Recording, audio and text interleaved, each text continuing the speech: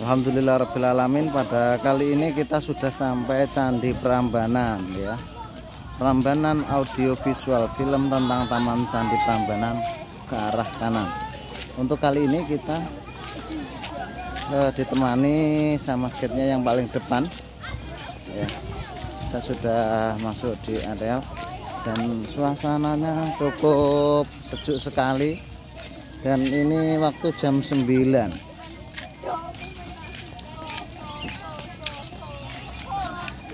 Ya, itu sudah kelihatan dari sini dan banyak yang berfoto-foto. Kita nanti dulu, banyak pohon-pohon besar.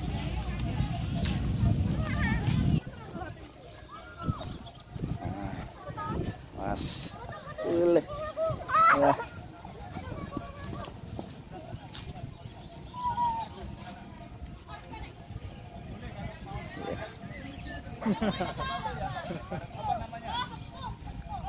Di tempat kamu ada enggak kepoh?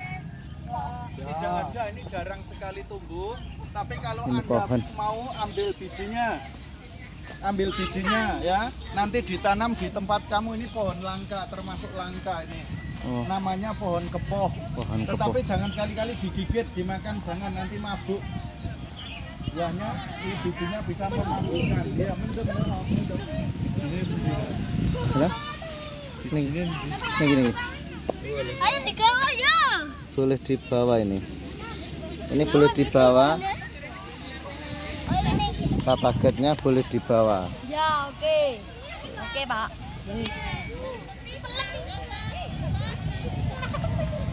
Yuk ke sini dulu yang siswa-siswi.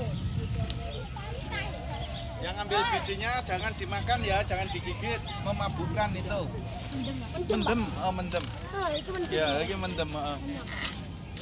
Ya, yang siswa-siswi silakan merapat ke sini dulu ya. Pak, rasanya kayak gimana? Kayak kacang. Siswi semuanya, kita berada di depan Candi Prambanan di pintu sebelah timur. Karena aslinya itu di setiap arah mata angin ada pintunya, tetapi pintu utama candi di sebelah timur. Jadi Candi Prambanan ini bercorak agama Hindu. Candi yang dibangun tahun 856. Candi Prambanan pernah mengalami kerusakan yang diakibatkan gempa bumi. Jadi tahun 856 itu dibangun, tetapi setelah 156 atau sekitar tahun 1006 candi ini pernah mengalami kerusakan, yaitu diakibatkan gempa. Ada gempa yang dahsyat, candi yang besar, kokoh kuat ini hancur. Candi ini pernah runtuh semuanya, termasuk candi yang paling besar atau Candi Siwa ini juga pernah runtuh. Jadi setelah Candi Prambanan runtuh tahun 1006, candi ditinggalkan dan tidak diketahui pasti keadaan candinya, karena setelah gempa yang besar itu terjadi letusan Gunung Merapi. Gunung Merapi di mana itu kelihatan puncaknya itu ya? Itu di sana itu ada Gunung Merapi ya. Itu gunung yang aktif, setiap saat meletus, setiap saat ada letusan ya. Jadi pada tahun 1006 setelah gempa Gunung Merapi meletus, pasir kerikil abu menutup Candi Prambanan, tertutup material dari gunung, sehingga candi dilupakan dan ditinggalkan. Dan akhirnya Candi Prambanan diketemukan kembali tahun 1733. Tahun 1733 oleh orang Belanda yang menemukan secara resmi, orang Belanda, walaupun orang-orang sini tahu ya, orang-orang sini tahu itu bagian dari candi, tapi tidak dibersihkan, tidak dirawat. Dan akhirnya tahun 1733 candi diketemukan oleh orang Belanda yang bernama C.A. Luns, yaitu C.A. Luns ya, Cornelius Antonius Luns, orang Belanda yang menemukan pertama kali. Kemudian dibersihkan, ditata kembali. Akhirnya tahun 1953 Candi Prambanan berhasil diperbaiki kembali. Candi Prambanan berhasil direstorasi. Restorasi itu diperbaiki dari awal pondasi sampai puncak, itu direstorasi. Kemudian penamaan candi. Candi ini disebut dengan Candi Prambanan. Itu nama desa sekitar sini di mana candi berada. Candi Prambanan berasal dari dua kata, yaitu para Brahmana. Para yang artinya banyak, Brahmana itu umat Hindu, pendetanya Hindu. Jadi Candi Prambanan dulu fungsinya untuk bertapa orang-orang Hindu, jadi bercorak agama Hindu. Ya, Prambanan dari kata para Brahmana, ya, yaitu tulisannya di depan itu namanya Prambanan. Tapi nama kedua candi ini, jadi ada 3 nama. Nama pertama yaitu Prambanan, nama kedua yaitu Siwagraha. Para dan Brahmana, ya. Ya. Jadi nama kedua dari candi yaitu apa tadi? Siwagraha. Siwa itu artinya dewa yang besar yang ada di tengah. Graha itu griyo. Griyo itu artinya apa?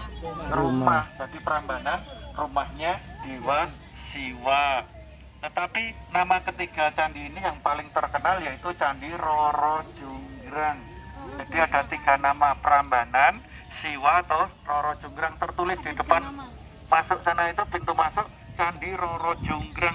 Kadang-kadang turis bingung, ini Candi Prambanan atau Roro Jonggrang sama. Jadi ada 3 nama. Karena menurut mitos candi ini dibangun dalam waktu 1 malam dengan jumlah 1000 candi yang dihiasi 1000 patung. Patung yang ke-1000 siapa? Roro Jonggrang.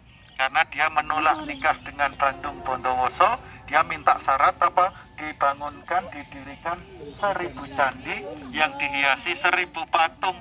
Singkat ceritanya itu candinya selesai nomor 1000, di mana Candi Sewu itu lurus ke sana 1 km dari sini. Ada candi yang besar juga 170 kali 170 meter luasnya. Itu Candi Sewu selesai dibangun, tapi Roro Jonggrang bilang, Bandung mana patungnya yang 1000? Wah, dihitung di sini 1, 2, 3, 400, 500, 700, ternyata kurang 1. Di sini ada 999 patung. Akhirnya Jonggrang naik ke candi yang besar di ruangan 4 kosong. Dia bilang, Bandung ternyata kamu kurang 1 patung pagi ini. Patung yang ke-1000 tidak selesai, tidak ada. Ini di ruangan ini kosong. Maaf, pagi ini saya nggak mau nikah dengan kamu. Akhirnya Bandung Bondowoso dia marah. Dia bilang, Jonggrang, jangan khawatir. Saya beri hadiah patung yang ke-1000 di ruangan ini. Tapi karena kamu menolak nikah dengan saya, patung yang ke-1000 yang kamu sendiri.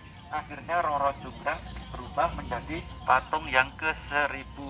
Menurut mitos atau cerita rakyat itulah candi disebut Candi Roro Jonggrang.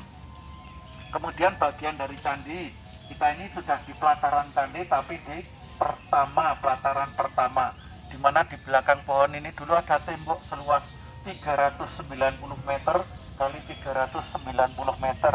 Jadi Candi Prambanan itu candi terluas. Jadi candi yang terluas itu adalah Prambanan, hampir 15,2 hektar. Jadi, tapi orang nggak tahu, oh yang terluas, yang besar Borobudur, enggak, yang terluas Candi Prambanan karena ada tembok keliling dulu. Tapi karena gempa temboknya runtuh, batunya hilang semua, tidak ada lagi. Jadi di level 1 atau di pelataran nomor 1 ini tidak ada lagi. Kemudian di depan kita nanti kita bisa masuk melihat banyak sekali runtuhan-runtuhan bagian dari pelataran yang kedua, di mana aslinya ada 224 candi di pelataran kedua, ya, 224. Kemudian nanti naik kita di pelataran ketiga itu ada 16, jadi totalnya 240 candi aslinya.